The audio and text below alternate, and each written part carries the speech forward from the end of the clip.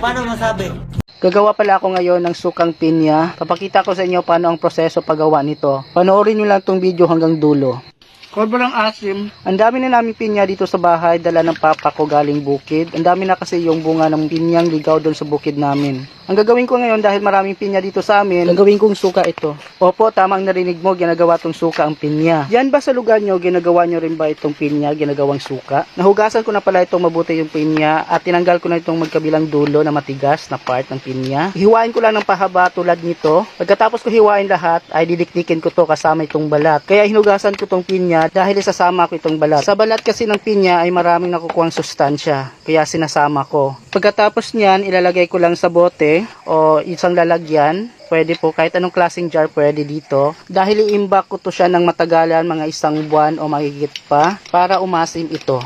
Pag marami kayong pinyang tanim, tapos sabay-sabay na munga, sabay-sabay na hinog, pwede nyo gawing suka para hindi masasayang o mabubulok lang yung pinya. Kahit anong klaseng variety ng pinya, pwede po gawing suka. Pag gagawa ka nito, dapat maramihan dahil matagal yung proseso paggawa ng suka na ganito.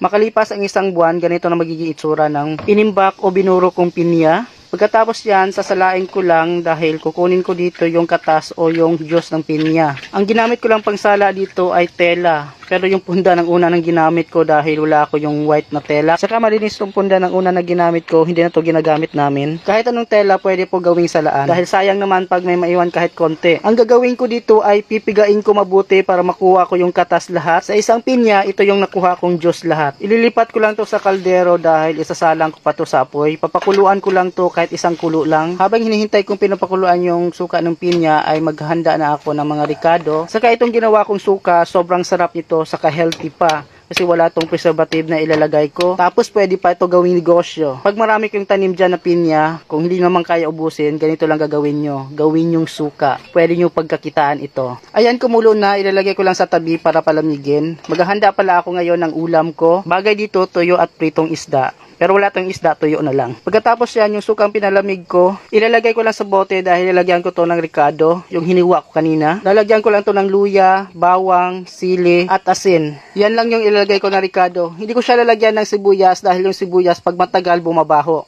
Ito na pala yung sukang pinya. Ganito karami yung nagawa ng isang pinya na katamtaman ng laki. Sobrang healthy to na pinya. Bagay ito sa mga high blood na tao. Kaya ito babawasan yung cholesterol sa katawan. Pineapple cider po ang tawag dito. Ayan, sukang pinya, sobrang healthy. Meron ako ditong tuyo na may kamatis, may sili. Lalagyan natin.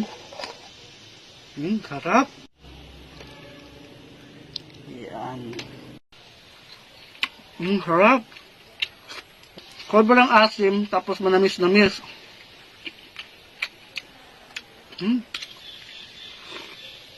Masarap sa inumin. Masarap to ng suka kahit di mo siya ilalagay sa mga tuyo, pritong isda, pwede na. Kahit ilumin mo lang, sarap. Oh. Sarap. Wow, magic!